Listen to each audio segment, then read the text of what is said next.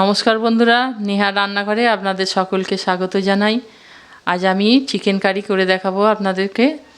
তো দেখতে থাকুন আমি রান্নাটা কিভাবে আমি তরকারিটা রান্নার জন্যে আমি আলু দিয়ে রান্না করব মাংসটা। তো তার জন্য আমি আলুটা প্রথমে সিদ্ধ করে নিচ্ছি। 2 থেকে 3টে সিটি দেবো। বন্ধুরা, আলুটা আমি 2টো সিটি দিয়েছি, দিয়ে সিদ্ধ করে নিয়েছি। এবার আলুটা আমি কড়াই চাপিয়ে তাতে এবার আমি আলুগুলো ঢেলে দেবো, দিয়ে ভালোভাবে ভাজতে থাকবো।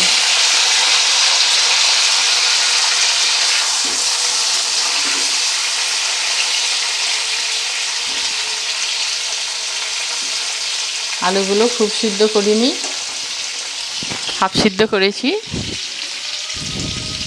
বন্ধুরা, আলুগুলো কি সুন্দর ভাজা হয়ে গেছে, বেশি লাল লালও হয়নি আর পুড়েও যায়নি। এবার এই আলুগুলো আমি প্লেটে তুলে আলাদা করে রাখবো।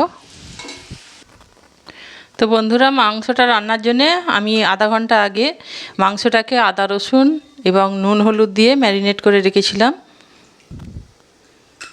কড়াইতে আলু ভাজারই তেল আছে এবং তাতেই আমি তরকারিটা রান্না করব। তার জন্য আমি পেঁয়াজ দিলাম। পেঁয়াজটা তেলের মধ্যে খানিকক্ষণ আমি নাড়াচাড়া করতে থাকছি।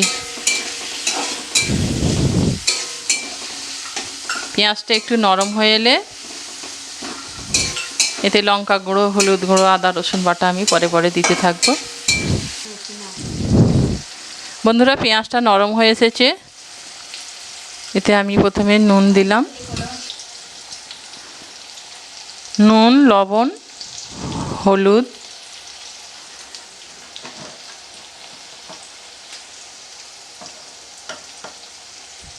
জিরে গুঁড়ো,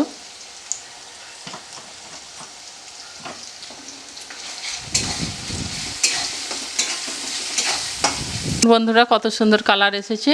এতে আমি 4টে এলাচ ফাটিয়ে দিলাম এবং 3টে তেজপাতা দিলাম, দিয়ে আমি আরও খানিকক্ষণ নাড়তে থাকবো।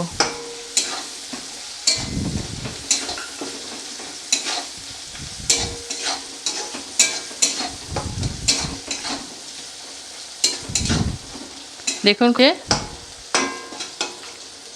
এবার এর মধ্যে আমি ম্যারিনেট করা মাংসটা দিয়ে দেব।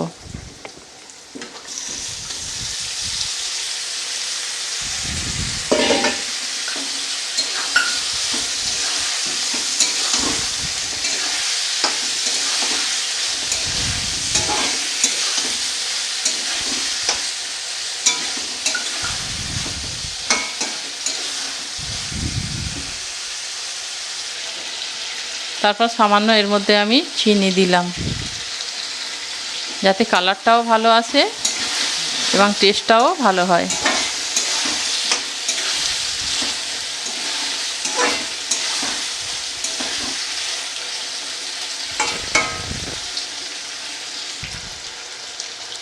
তারপর এর মধ্যে আমি সামান্যই জল দিচ্ছি, একেবারে জল দেবো না।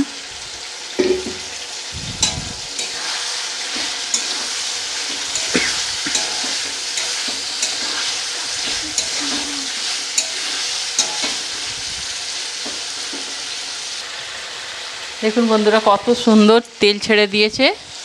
এর মধ্যে আমি এবার পরিমাণ মতো জল দিয়ে দেবো।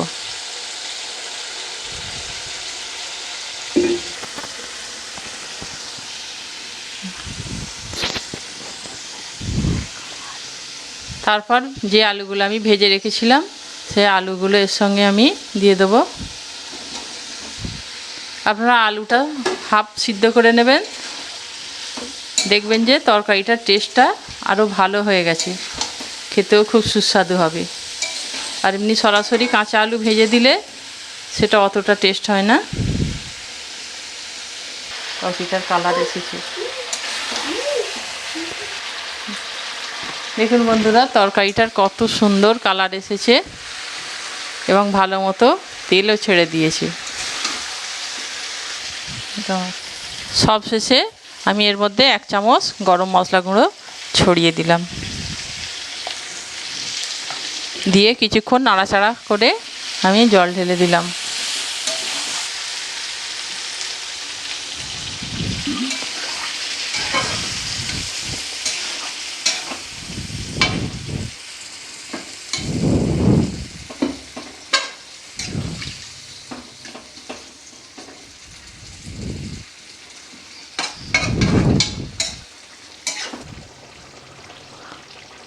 তো বন্ধুরা আমি জল ঢেলে দিয়েছি পরিমাণ মতো। এবার এটা 10 মিনিট সিদ্ধ করার জন্যে আমি আঁচটা একটু কমিয়ে দেবো, লো ফ্লেমে দিয়ে রাখবো। তো বন্ধুরা দেখুন 10 মিনিট হয়ে গেছে রান্না। এবার আমি ঢাকনাটা খুলে দেখব। দেখুন কত সুন্দর কালার এসেছে এবং দেখতেও খুব লোভনীয় হয়েছে, খেতেও আশা করি সুস্বাদু হবে। তো এই পদ্ধতিতে আপনারা রান্না করে দেখবেন। আর রান্নাটা যদি ভালো লাগে তো চ্যানেলটি নিশ্চয়ই সাবস্ক্রাইব করবেন এবং লাইক করবেন।